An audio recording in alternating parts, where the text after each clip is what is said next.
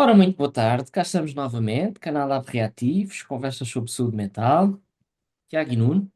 Olá, Tiago. Nuno, boa tarde, olá. Então, Hoje é uma hoje birra minha. entregue-te a ti. É a minha birra. Opá, olha, ontem eh, ouvi uma daquelas pequenas comunicações do Neil deGrasse Tyson, eh, que é um divulgador de Conhecimento ciência e científico. conhecimento que eu gosto de ouvir. Olha, é ciência para os diminuídos mentais, eh, que eu consigo perceber o que ele diz, a maior parte das vezes. Epá, agora a sério, eu acho que uma parte da genialidade é conseguir explicar o Adaptar o que é conhecimento. complexo a quem não tem o mesmo grau de conhecimentos que nós temos. Uh, pronto, isto em qualquer área do saber. Eu aproveito para dizer que eu vi uma vez num talk show a explicar o que era uma honeymoon, porque isso é um fenómeno qualquer, e ele explicou, e as pessoas na plateia fizeram, oh, É, deslumbramento. já agora não consegui partilhar o nome do senhor, mas há uns anos assisti a uma palestra feita por um astrofísico, acho eu, português, uh, de casaquinho de malha, sem gravata, sobre a teoria do Big Bang. Epá, e foi absolutamente fascinante. Uh, Conseguiu explicar conceitos bastante complexos de uma forma acessível à maior parte do público e interessante e cativante. E pronto. E esses indivíduos deviam ter uma benesse qualquer, porque no fundo conseguem tornar público algum conhecimento que é precioso, mas que é de difícil acesso, porque não são conceitos simples. Pronto. Bom, mas o Neil deGrasse Tyson falava precisamente do facto de, ehm, nas primeiras formas de numeração utilizada, não existir o conceito de zero. O conceito de zero surge algures e não surgiu. ehm, De repente houve um senhor que descobriu o zero. Não, não, não.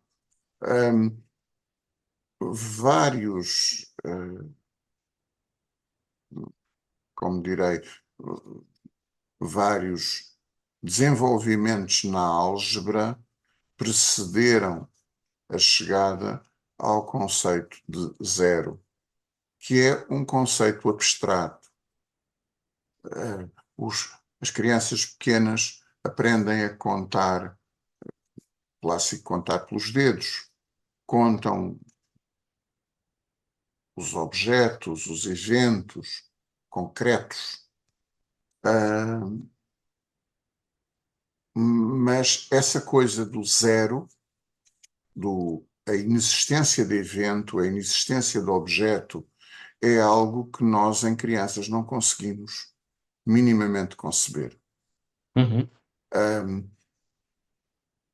já agora, a título de curiosidade, eu não sei replicar exatamente a experiência, nem dizer de qual a origem. Li sobre isto há uns tempos, em que um, os experimentadores utilizavam pombos para investigar algo, não me lembro o quê, e aperceberam-se que os pombos acertavam num determinado enigma mais vezes do que seria previsível. E o que era muito estranho, porque isto implicaria uma elaboração mental que não seria esperável num pombo. Ahm, e uma das coisas que ficou mais ou menos provada é que o que eles faziam era contavam o tempo entre aquilo era, havia que carregar numa alavanca para obter alimento, e percebeu-se que eles tinham uma capacidade de contar tempo.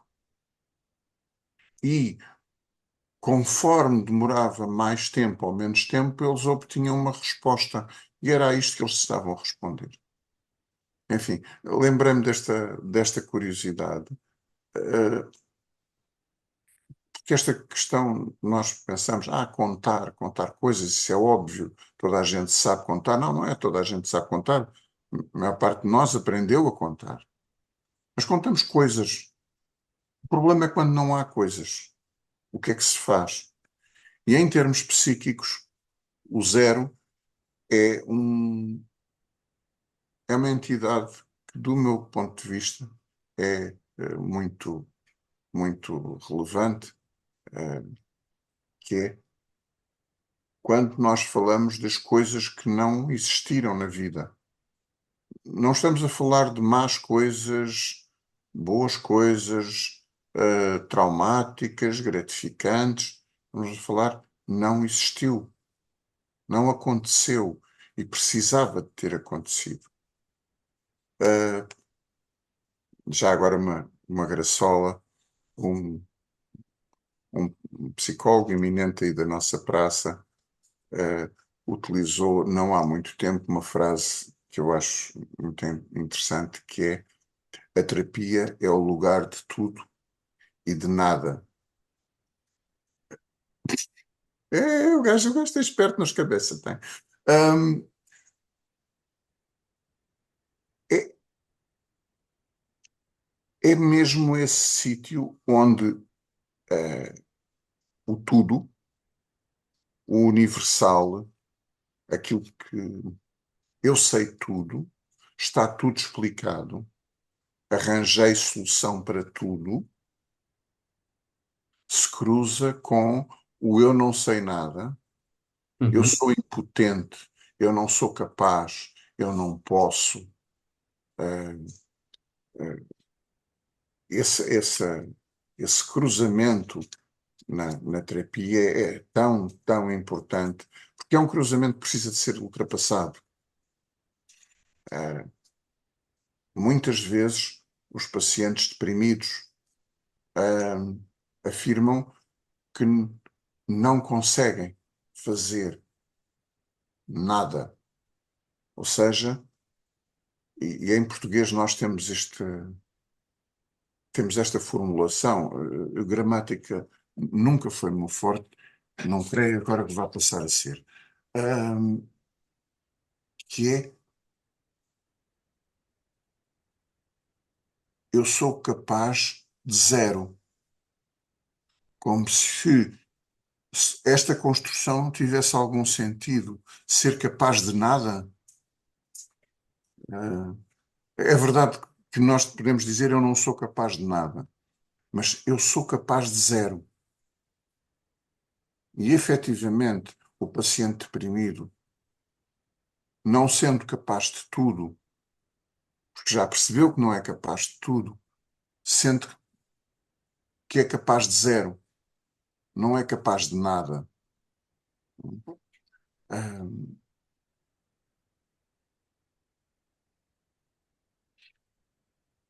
isto foi assim um primeiro lançamento do, do zero, do nada, mas sobretudo onde eu quero, o que eu acho mais relevante, e acho que é pronto, precisamos de pegar mais, é nesta questão. Eu hesito em usar a expressão o trauma do não vivido. Ou seja, hum, como é que uma pessoa que nunca foi respeitada, a Uhum. sua identidade, isto em abstrato, pode saber o que é ser respeitado ou ser reconhecido. Não, isso para essa pessoa é estranho. Da minha experiência veio-me à mente uma. Eu, em tempos, trabalhei no sistema prisional, numa fase. A fase anterior eu não conheci, mas cheguei lá pouco depois da mudança. Num determinado estabelecimento prisional, as pessoas eram tratadas pelos números. Cada preso, no sistema prisional, chamam-se reclusos. Muito mais fino. Cada um dos presos tem um número, é um número administrativo. Ahm, Pode ser na ordem das centenas. Ahm, e um determinado diretor prisional fez regra que as pessoas passariam oficialmente a ser tratadas pelo seu nome. E para alguns indivíduos, ah, há aves de prisão, pessoas que tinham a maior parte da vida passada na prisão, por um motivo ou por outro. O nosso sistema prisional tinha, não se, ainda deve ter, muito este turnover. Fica giro assim, dito em americano, fica melhor. Tem um elevado turnover. As pessoas saem, cumprem a pena de prisão, saem, passados uns tempos voltam a entrar novamente, chama-se turnover. Uh, Uhum. e, e para alguns destes indivíduos era estranho tratarem-nos pelo nome e não o tratarem por uma alcunha ou tratarem por senhor fulano ou senhor Beltrano, fosse qual fosse o nome da pessoa. Que isto para eles era estranho, nunca tinha acontecido. Muitas vezes nos meios em que viviam, em que cresceram, eram tratados por outra designação, alcunhas, fosse lá o que fosse. Quando entraram para o sistema prisional, passaram a ter um número para uma determinada prisão. Numa determinada prisão tinha um número, quando mudavam para outra prisão tinham outro número. Ah, Era estranho serem tratados pelo seu próprio nome. Ah, e no processo psicoterapêutico, faz-se um ênfase na mudança que o paciente pode operar em si próprio e na forma como se insere na realidade à sua volta. Mas vamos pôr o indivíduo com 35, 40 anos que tinha dificuldade em sociabilizar, tinha dificuldade em sair de casa, tinha dificuldade em procurar emprego e responder a entrevistas, fazer tudo aquilo que as pessoas têm que fazer para arranjar emprego, para poderem ganhar o seu sustento e se autonomizarem. Só que esta pessoa nunca fez isso. Não sabe como é que isso se faz. E como não fez, e não sabe como é que se faz, não será fácil operar a mudança. Não foi autonomizado. É. Eh, e se a conquista de algum grau de autonomia em determinada altura da vida é razoavelmente fácil, eu gosto do exemplo. Se calhar é fácil os miúdos pequenos, pai, de 6, 7, 8 anos, trocarem um bilhetinho a dizer queres namorar comigo, e depois namoram no primeiro intervalo da manhã, depois no segundo intervalo já não são namorados. E a coisa é pacífica. E isto é no primeiro ciclo, no segundo ciclo já são namorados durante uma semana. Namorados, estamos a falar de andar de mão dada, não é? Eventualmente dar um beijinho numa bochecha. Depois, quando se termina o segundo ciclo, enfim, já começam a imaginar-se outras malandrices uns com os outros, etc. Bom, enfim, e a coisa vai se desenvolvendo. Agora imaginemos uma pessoa a quem, por diversas circunstâncias, porque, olha, por exemplo, cresceu num meio onde não há raparigas, onde não há rapazes. Cresceu num colégio só de rapazes ou num colégio só de raparigas. Não pôde viver isso. Cresceu com grandes restrições à sua liberdade de explorar a sexualidade com o outro. Uh, e chega aos 30 e tal anos e nunca namorou. Não sabe como é que se faz. Como é que isto se faz? Não vai começar a mandar bilhetinhos, nem andar de mãozinha dada. A mudança aqui vai ficar obstaculizada, dificultada por algo que não foi vivido na altura que era esperável ser vivido. Uh, Só para não, não monopolizar o tempo todo. Uh, uh, de acordo com a. Eu vou tropeçar quase certeza no termo correto, mas tu ajudas-me. Na teoria winnicottiana, Oh, ou mãe.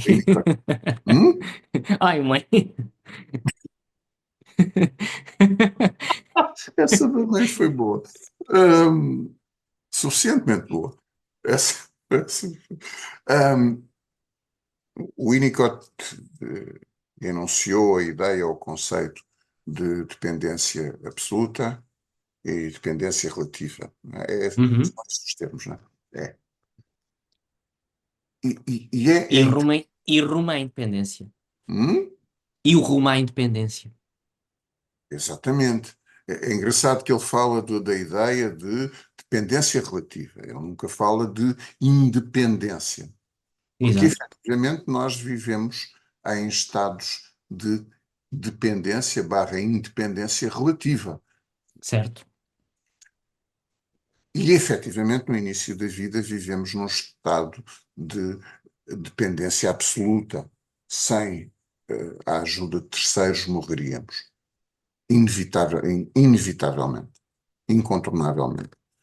Ahm, Até Rómulo e Remo tiveram ajuda da loba. Não fora a loba e provavelmente o mundo seria um sítio muito melhor para se viver, mas pronto. Ahm, Esta questão da dependência absoluta é para ser vivida no início da vida. Se nós continuamos a viver nesse registro ao longo da vida, ahm, há uma série de experiências que não são possíveis viver. Eh, As, Voltando lá. as consequências da privação.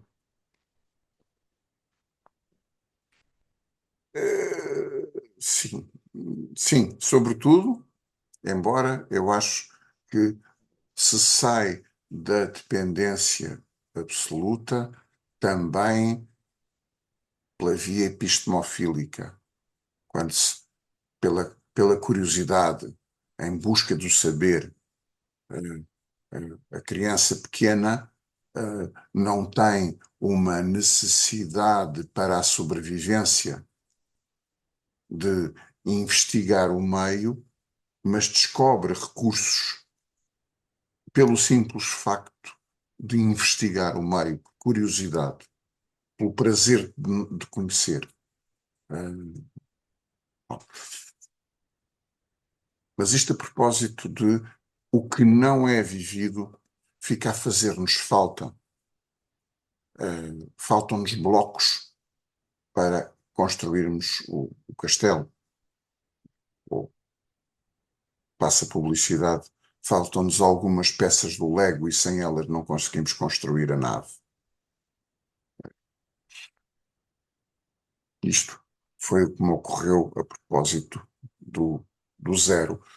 Só voltando lá atrás, e porque eu acho que é importante sublinhar, contudo, a ideia de zero é um conceito abstrato, é um conceito que não é natural. Eh, Nós não, eu ia dizer, não somos capazes de sentir o zero, não sei. Mas o zero é uma abstração.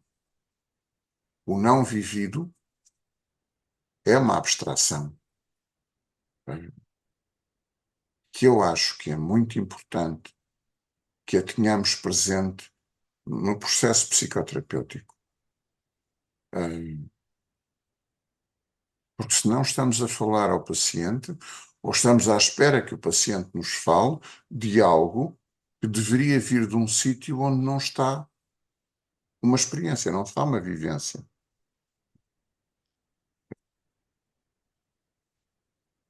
Ok. Num, Ah, por abstrato, em abstrato, este indivíduo ficaria louco, muito louco. Uma pessoa que fosse criada num ambiente absolutamente isolado de outros seres humanos, ahm, nada ou quase nada do, da teoria psicanalítica se aplicaria a esta pessoa, porque para ela o outro não existe. Então, disse logo para começar, uma criança criada neste ambiente seria louca. ahm, muita coisa que eu tenho a dizer. Hum, Ah, se calhar vou começar do fim para o início. Portanto, em countdown. 5, 4, 2, 1, 0. Pronto, vou fazer esse percurso.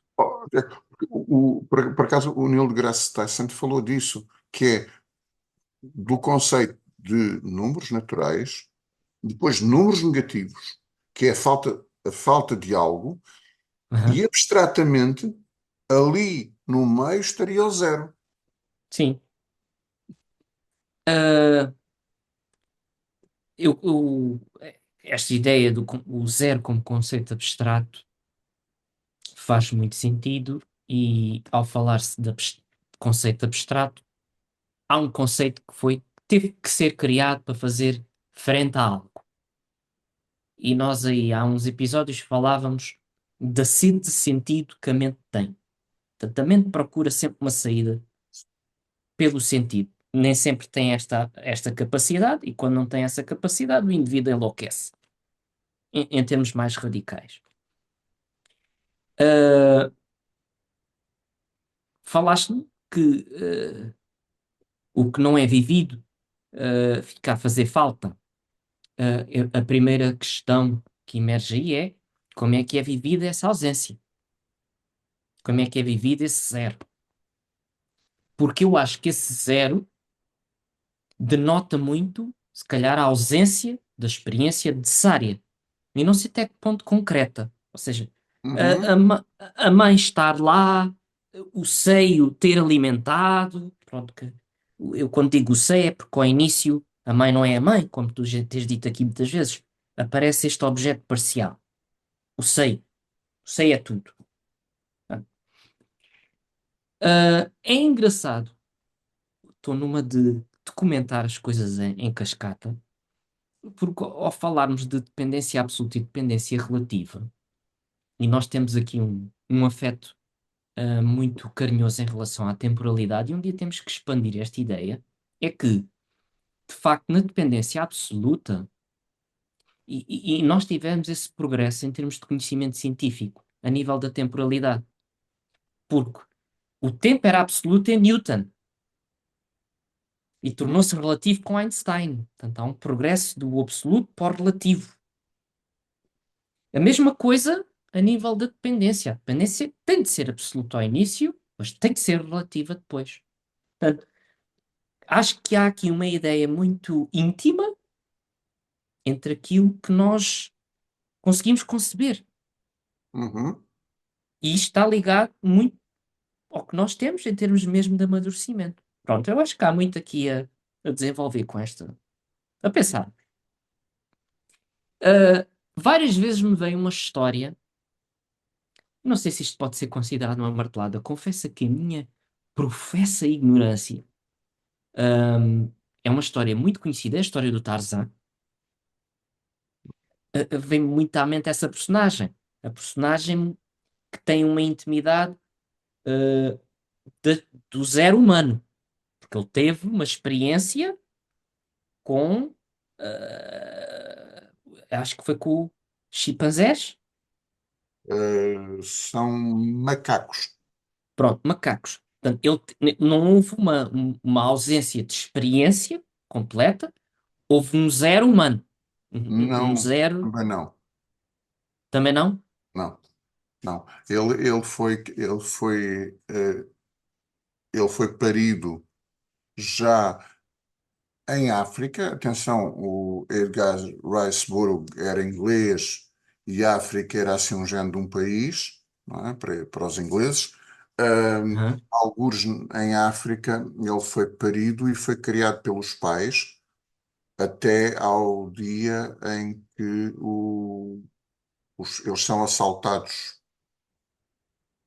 Pá, olha, agora não tenho a certeza se os pais são mortos por um leopardo, se é pelo gorila chefe do grupo. Não é gorila, eles não são gorilas, são uns macacos não especificados.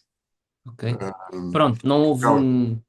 Há um Não era período aquilo que em eu que ele estava a vive com dizer. o pai e com a mãe, e já é Pois. bebê com algum tamanho, quando depois os pais morrem e a Kala, ah, o aperfilha e, e cuida dele. A Kala tinha perdido um filho e Uhum. então adota-o e Tarzan é criado pela Kala. Pronto. Aí, como eu disse e bem, a minha ignorância foi professada. Portanto, pois, eu trazia aqui muita ideia que era um indivíduo que tinha começado do zero. Mas não, não foi o caso. Mas a realidade é que ele cresce com os pais, mas é logo nos primeiros. Ele ainda é bebé de berço quando os pais Pois. morrem e a Kala toma conta dele. Portanto, houve muito zero a nível humano, não é? Portanto, mas esse zero foi ocupado com uma experiência da Cala. Sim. Portanto, hum, ah, pronto, conheço a história como. Aliás, esta história é quase um mito nosso. Pelo menos dentro de mim, tenho-a como um mito. Hum, Ah, mas há um filme com aquele ator do Imortal, dos Imortais, do Highlander, que é o Christopher Lambert, com o Ian Holm, ah, que eu já ouvi há muitos, muitos anos. Pronto, e é daí que vem o meu conhecimento. No entanto, continuando, ah, por exemplo, uma freira que cresce num convento, será que cresce com uma representação de desejo ou cresce com uma representação de pecado? Portanto, aprende, consegue-se conceber aqui o que é que poderá ser um desejo? Obviamente que se põe aqui a questão se- quando é que ela entra no convento, não é? Se nascer no convento, esta ideia é mais aplicável. Ah, mas é um bom exemplo, porque muito embora a pulsão esteja lá, porque ela é biologicamente determinada e a genética dela não é alterada, ela vai ter a pulsão. A representação que lhe é devolvida dessa pulsão, bom, essa é que pode ser mais perto de saudável ou menos perto de saudável. Pois, ah, agora também dei por mim, de repente, também a pensar que efetivamente há pacientes, numa linguagem winnicottiana, acho que se pode dizer assim, mais provido que outros. Aqueles mais expostos à privação trazem muito esta ausência de experiência que é necessária. Por exemplo, eu estou-me aqui a lembrar dos casos da alexitimia, Hum, em que as pessoas não trazem um vocabulário, não trazem uma estrutura para dizerem aquilo que sentem. Portanto, e fica muito difícil para o terapeuta, perante esta dispersão, porque eu acho que isto provoca uma séria dispersão no discurso do indivíduo. São pessoas ou dizem muito pouco, ou quando dizem, tentam dizer muita coisa, mas não conseguem veicular a informação que têm dentro de si de uma forma organizada, como um código, porque lhes falta, ou lhes faltou efetivamente esta experiência de serem providenciados com uma vivência relacional, afetiva, capaz de transformar aquilo que elas tinham dentro delas em palavras, num código, em algo que eu possa expressar. Portanto, não é só uma questão de não conseguirem expressar emoções, é mesmo uma questão também de as identificarem e de uhum, separarem isto é isto, porque eu não sei até que ponto há uma mistura de muita coisa. São sim, pacientes muito desafiantes, que trazem muita dispersão e que percebe-se essa necessidade, pelo menos eu sinto assim, uma necessidade muito grande de conter a dispersão. Eu pessoalmente contenho muito essa dispersão com perguntinhas muito simples e adaptadas muito ao vocabulário imediato do paciente. E ver se é possível ir criando aqui uma espécie de cadeia de DNA verbal. uhum, A ideia é criar este DNA verbal para a pessoa depois fazer os seus processos de transcrição e a partir daí criar as suas próprias palavras. Não quero hipotecar a pessoa com as minhas palavras. Eu quero é criar a capacidade para ela verbalizar coisas, criar as suas próprias palavras. Pelo menos é assim que eu concebo estes casos. sim. Enfim, Mas isso não ocorreu no passado. pois, Precisava de ter ocorrido e não ocorreu. pois, é literalmente um não acontecido. Uh, pessoas que não tiveram a oportunidade, de se ouvir, de se sentir. uh, Ser ouvidas e sim, de sim, lhes transmitirem o significado. sim. Ah, muitas das sensações que o bebê tem, que nós consideramos normais. Olha, não é ser brejeiro, eu acho que é verdade. Às vezes os bebés dão um peido e assustam-se com isso, porque não Uhum. sabem o que é que está a ocorrer, não Pois, é? E se calhar, se a mamã os acarinhar quando eles dão um pum, se não desatar a chorar, ou não fugir, ou não for a correr para o médico porque o bebê deu um peido, não é? O claro. bebê aprende que libertar gases é normal, é É, natural e até alivia. Ok. Ah, portanto, e até o próprio, essa experiência bebê-mãe é muito interessante também nesse sentido, porque quantas vezes a mãe também não pode fazer este simples exercício de brincar, até brincando com a própria oralidade. Vou comer este pezinho delicioso. E através desta interação maternal, não é? Carinhosa, a criança vai adquirindo aquilo que eu acho que o Winnicott, lá está, não sei, não sou expert, chamaria isto de personalização. Tem muito a e ver com o vai, handling também, não é? olha, tu Uma utilizaste consequência, uma consequência do handling, acho que é a personalização. Portanto, sim, tu usaste o termo alexitimia, que acho que é muito importante, e se calhar porque nem todas as pessoas que nos ouvem são psis. E se calhar era bom explicar que a alexitimia eh, é é um termo cunhado, não sei por quem. Psicanalistas, creio eu. Não tenho a certeza. O Mas Alex. hum, O Alex. Estou a brincar. o tio do Alex. Não, é que quer dizer a incapacidade de ler os afetos ou de ler, como em dislexia, a origem, a etimologia é parecida com a de dislexia.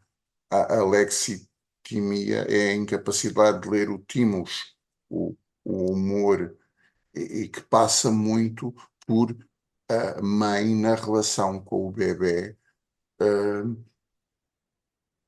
ir dando um léxico, um vocabulário para as coisas que o bebê está a sentir. Uh, Ao falar disto, veio-me à cabeça uma martelada. Esta também me saiu bastante bem, veio-me à cabeça uma martelada. Um, um, que, que é precisamente no filme Clube de Combate, Não, Fight Club. um, que em determinada altura o protagonista é narrador. E o narrador refere-se a ele próprio, dizendo, e é muito engraçado, o filme é, diria eu, dos melhores filmes que eu já vi, pelo seu simbólico. É muito engraçado que ele no início diz: Eu sou o estômago do Jack. Um, uma cena mais adiante, eu vou atirar para hoje, eu não vejo o filme há uns tempos, Sim, não são sim. certas pessoas que veem os filmes várias vezes por ano. E, e ele refere-se, eu sou a bilis irada do Jack. E nós, se prestarmos atenção a isso, cada vez que há esta referência aos órgãos do Jack, o Jack não é nenhuma personagem da história. Uh, Cada vez mais começa por haver uma referência ao estômago, órgão simples, órgão que se enche, digere, faz lá as suas funções, e depois começam a ser atribuídas emoções aos órgãos. Não? E mais adiante, ele diz: Eu sou a fúria incontida, se não me engano, do Jack. Ou seja, ele passa do órgão, do conversar em órgãos. Ai, doutor, dói-me tanto a cabeça cada vez que penso nessas coisas. Não é? Portanto, aqui já se fala do penso nessas coisas. Às vezes só me dói a cabeça, não sei porquê. Eu já fiz exames, já fiz isto, já fiz aquilo, já fiz TAC, já fui a neurologista, já fui a uma série de médicos, ninguém me diz nada, e eu tenho dores de cabeça. É o órgão. Aqui só há órgão. Não há, não há tristeza, não há raiva, não há zanga, não há frustração. Não. Só há uma dor de cabeça. Só há um órgão. E progressivamente o Jack vai falando cada vez mais das suas emoções e associando emoções ao que sente com os órgãos. Porque efetivamente no início da vida nós sentimos com os órgãos. Nós só sentimos corpo. E progressivamente alguém nos ajuda este código de perceber as emoções. Uhum. Mas esse alguém precisa de estar suficientemente próximo, nem que seja uma grande macaca, estar suficientemente próximo do Tarzan para lhe transmitir isso, mesmo sem ser por palavras. Porque se estiver distante, não há como conseguir transmitir isso à cria. E ela não vai conseguir falar ou perceber sequer, não é exprimir-se só, é sequer perceber as suas emoções, o seu sentir. Sim. Mas E isso, até é engraçado, mesmo em pacientes mais previdos, mais neuróticos, muitas vezes aparece a convicção. Sei lá, eu sou uma besta. Tá bem? Mas nós nascemos bestas. O que é que aconteceu? Pronto, mas aqui é o exercício ao contrário, que é pensar no que aconteceu, não é pensar no que não aconteceu. Exatamente. É verdade, também podem não ter acontecido coisas, mas aconteceram mais coisas do que não aconteceram. Sim. Isto não se trata de fazer também aqui um exercício quantitativo, mas eu também queria acrescentar aqui uma coisa. Nós temos uma expressão em Portugal que é és um zero à esquerda. Eu não sei se seria interessante comentar isto. Dos meus poucos conhecimentos de matemática, os zeros à esquerda não têm valor. Não tem significado, sim. Pronto. Uh, não sei se acrescenta alguma coisa, mas lembrei-me disto. No entanto, quando tu falas em zero mental, no início da tua exposição, um estado mental zero, falaste da imaterialidade. E acho que há aqui uma complexidade nisto, porque a nossa subjetividade, que é aquilo que temos de criar, que é um produto de um amadurecimento bem-sucedido, uma subjetividade saudável, não é? Pronto. Ela não provém de uma ausência de uma experiência. Portanto, esta imaterialidade,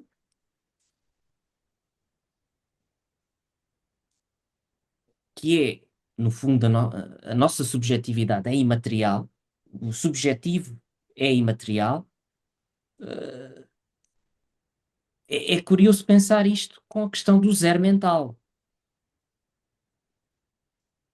E há aqui uma complexidade.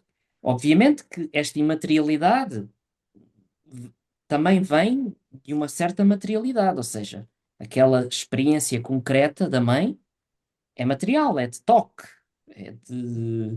é física, portanto, mas o produto é a imaterialidade, a Eu, abstração, a maior abstração, não é? eu peguei numa coisa que tu disseste que eu acho que quando tu falaste aqui em quantificar, é difícil quantificar a quantidade de experiência relacional, mas o zero não é, é onde não há quantidade. Pois, Eu posso ter, vamos pôr, o 0,001 negativo, está muito perto do zero. É uma quantidade. É uma quantidade. O zero já não é. certo, É mesmo algo de abstrato. E é essa qualquer coisa não quantificável, que é, por exemplo, a identidade, como tu disseste, que efetivamente fica ali, é algo de abstrato. Não, não é. É engraçado porque é vivível, é experienciável, mas não é materializável, não é consubstanciável. Só um saltinho aqui, quando nós lemos, ouvimos falar, lemos, confesso que não gasto tempo, não tenho. Ah, falar de a pessoa definir a sua identidade, normalmente fazendo coisas, usando objetos, adquirindo, de preferência, comprando objetos e tal, para a identidade, demonstrar, como é que se chama, personalidade. A pessoa tem muita personalidade e tal. Eu acho que, de facto, se está a falar do zero. Não é isso de certeza, meus amigos. Não é a porcaria do relógio que se usa, que define ou caracteriza a pessoa. Esta, esta linguagem mercantilista na realidade, está, está a usar o zero, está a usar o não vivido, para faturar, pronto.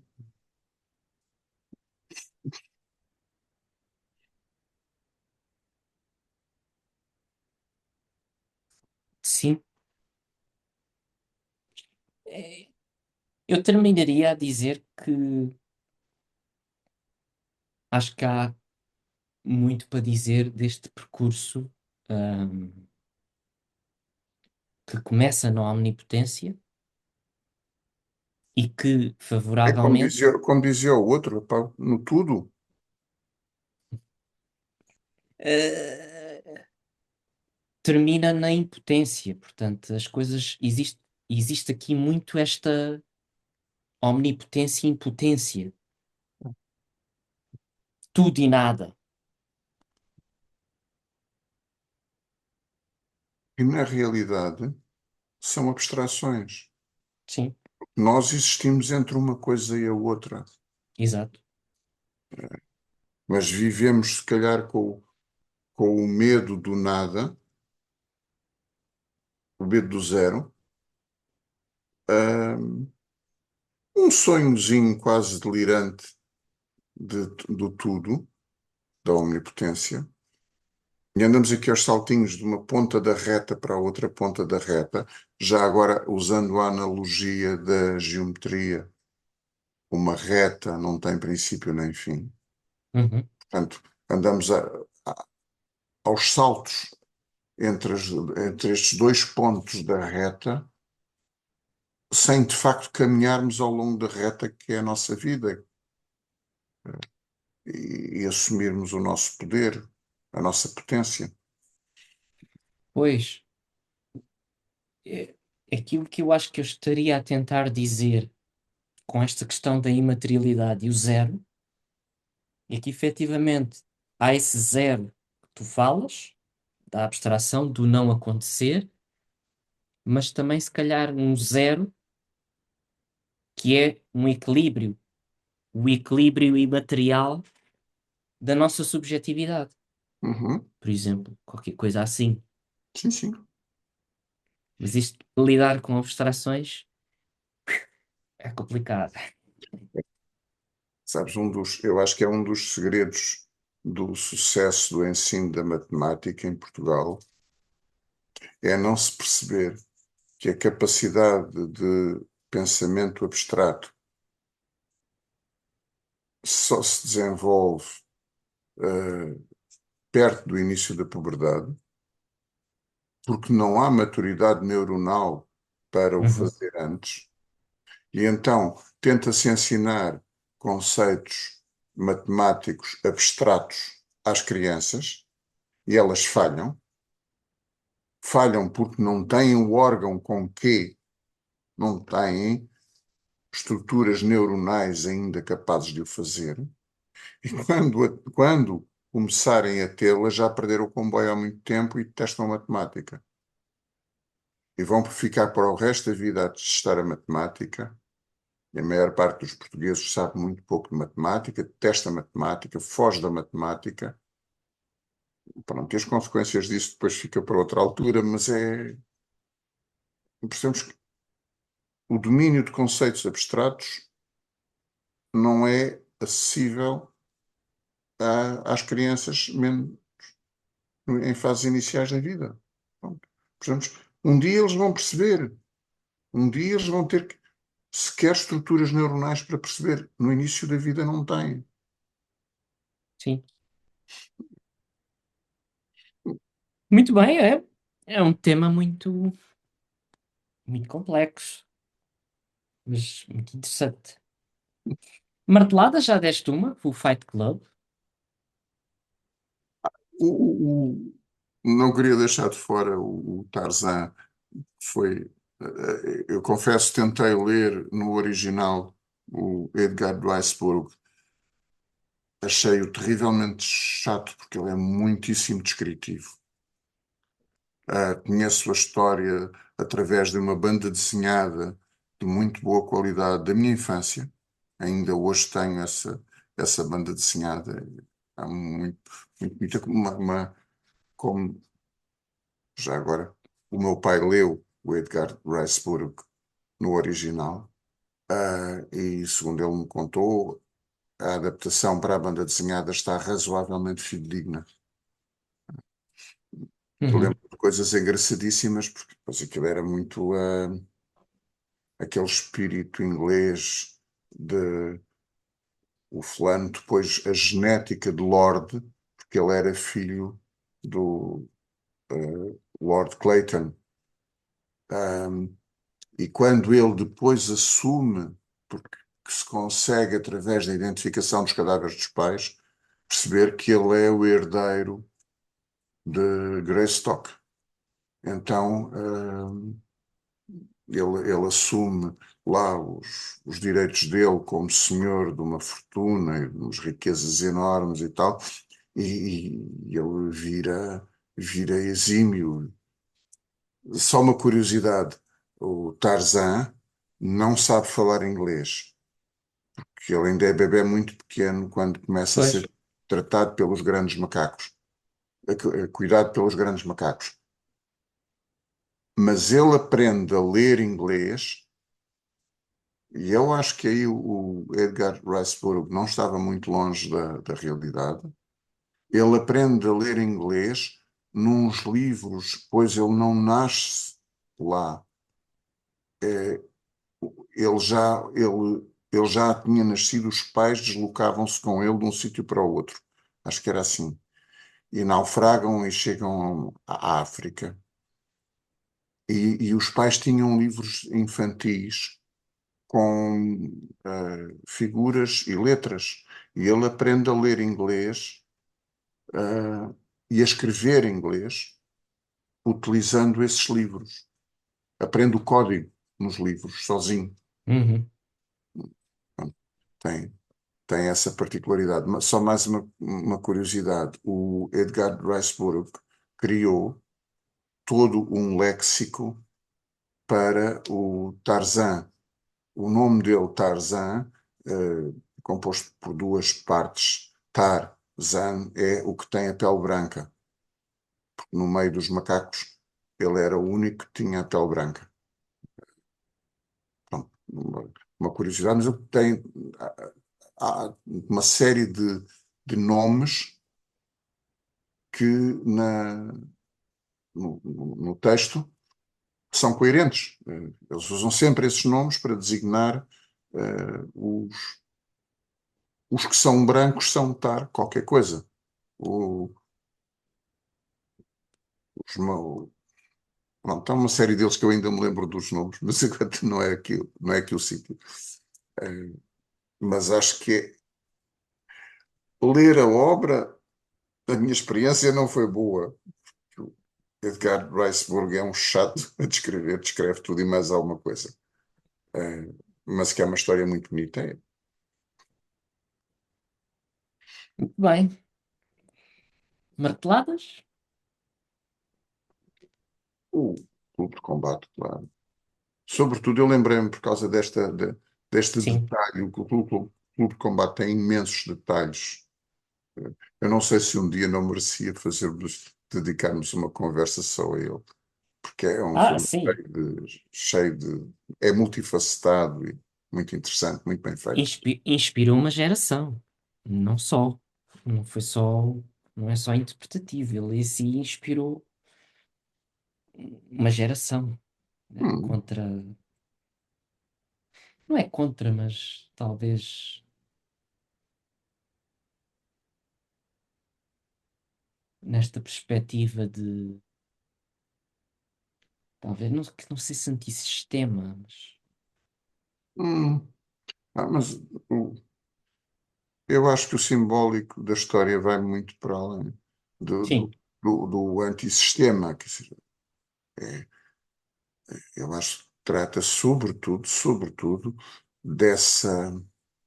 Vou para pôr em poucas palavras a luta entre o, o ser primitivo que há dentro de nós, mais natural, mais ligado aos instintos e às pulsões, e depois o homem certinho, o tipo bem comportado que há em todos nós, o gajo que tem a casa toda arrumadinha, que Com os móveis do IKEA. é, essa é das primeiras. Eu acho que o filme, eu tentei ler o livro, mas é uma desgraça, não lhe achei piada nenhuma, não tem nada a ver com a história do filme. Eu acho que os guionistas fizeram um texto muitíssimo melhor Sim. do que o original. Eh, e, e pronto, e de facto fizeram. Eh, aquela ideia do, da casa com os rótulos, ou seja, cada uma das coisas em casa dele ainda tinha os rótulos da origem, de onde é que foi comprado, que tipo é que era, que estilo é que era, tudo arrumadinho, tudo certinho. Eh, E o sintoma que desencadeia o próprio filme, que é a insónia. uhum. Que é a única coisa que ele se queixa. Não tem mais nada, só tem insónia. E Ah, ele consegue começar a adormecer como um bebé, como ele próprio diz. I slept like a baby. Quando consegue claro. descarregar as emoções no grupo de câncer testicular É do Meatloaf, de uma particularidade que aqueles homens têm, que é o tratamento do carcinoma do hormonal. testículo. Não, não é hormonal, é cesariano. Que é São castrados. Todos aqueles homens, por tratamento, foram castrados.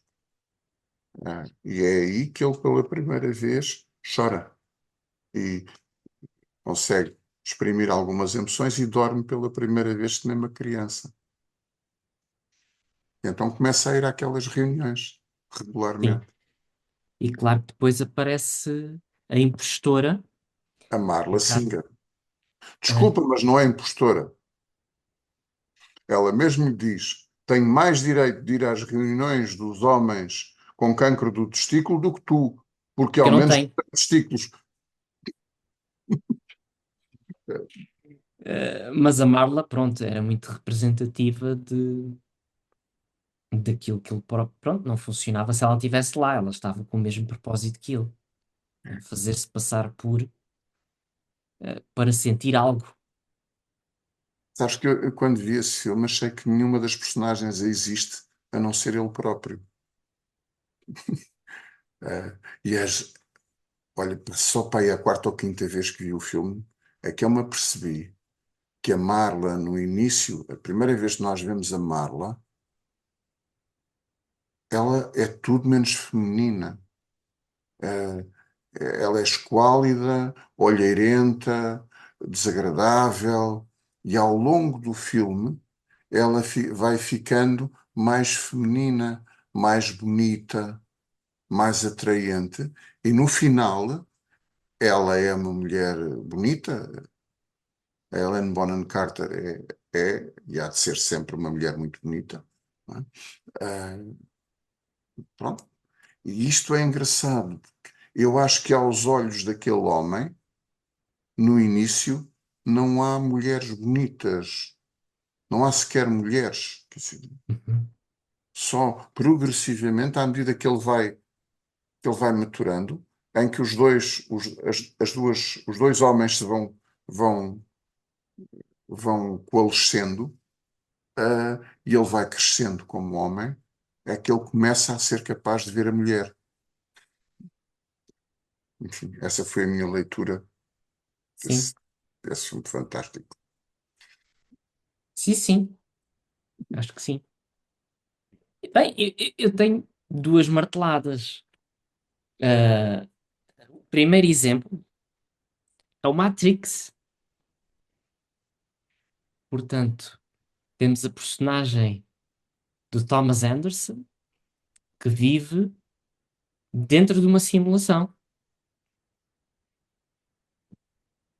como a esmagadora maioria dos seres humanos vivia dentro de uma simulação que era conhecida como a Matrix, cujo único propósito era uh, capturar, capitalizar, portanto, a energia produzida pela experiência da simulação, pela experiência onírica simulada, produzir energia para as máquinas. Mas achei curioso isto com o Zero, porque ele, quando sai da Matrix, é a primeira vez que ele experimenta a realidade.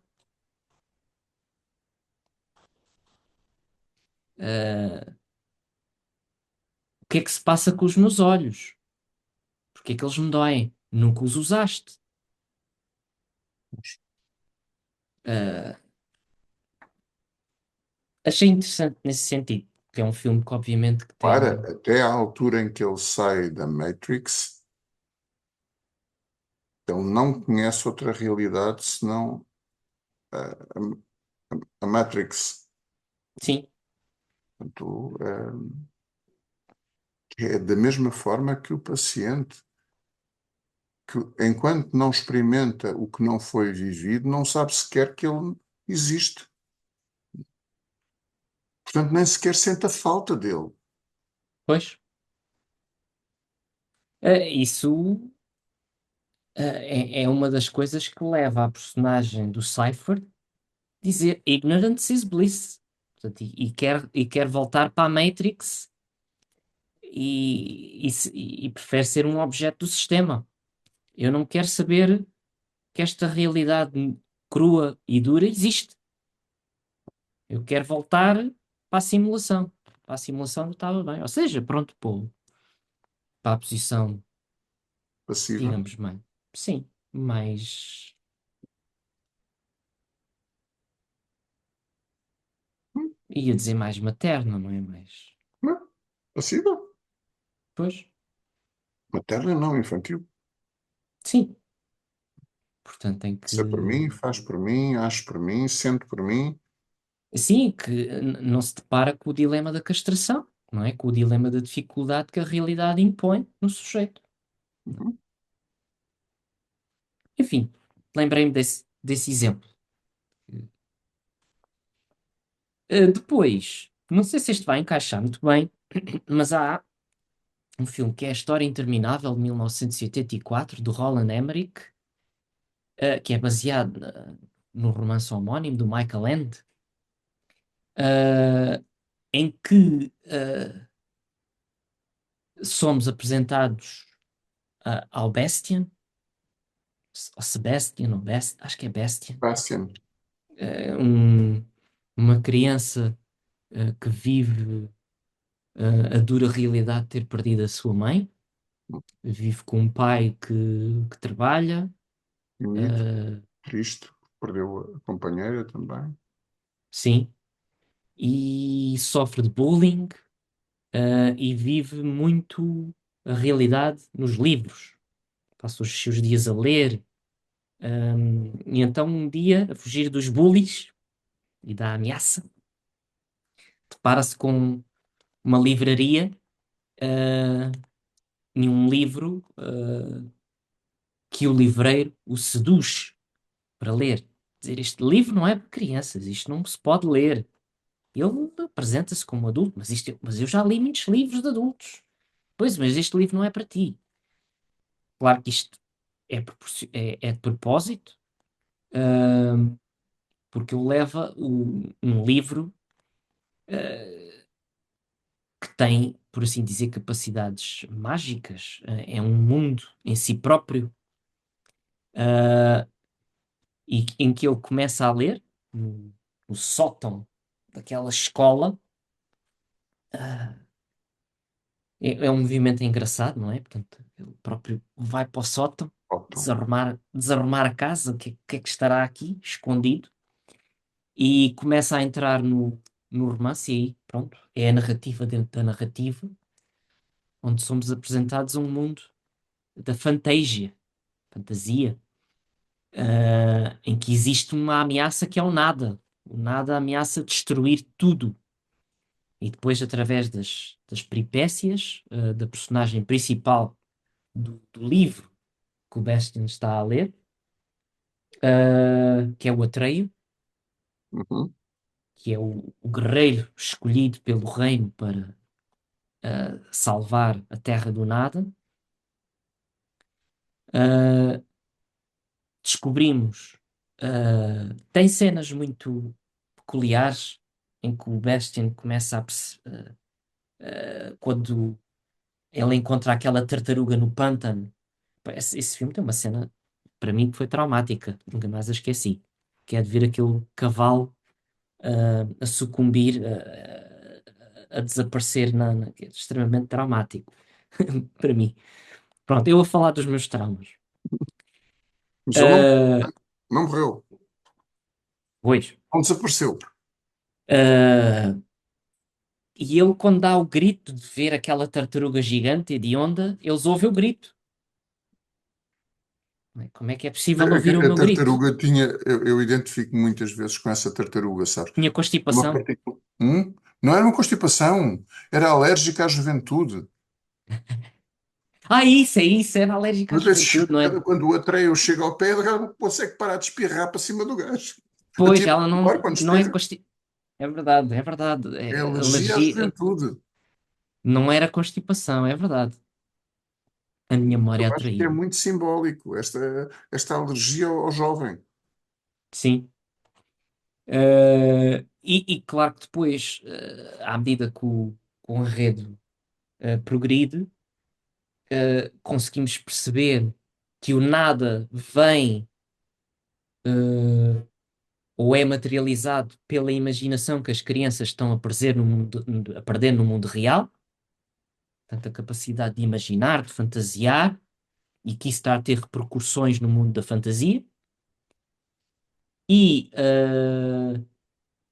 a solução perante depois aquela destruição quase iminente do reino é que o Bastian, na vida real, tem que dar um nome à princesa. Portanto, o novo batizo é a salvação do reino.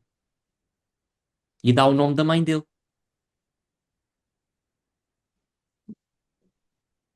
Pronto, e o filme termina com o reino restaurado e ele, não se pode dizer cavalgar, mas em cima do Falcor, do dragão Dragão. mágico E cumprimentando lá de cima o dos Atreio bullies. e o seu cavalo.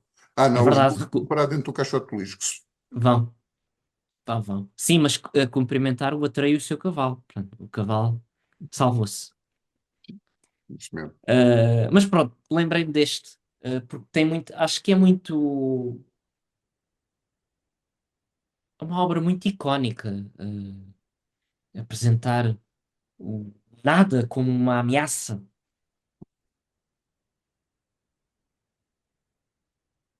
A banda sonora também é icónica. Sim.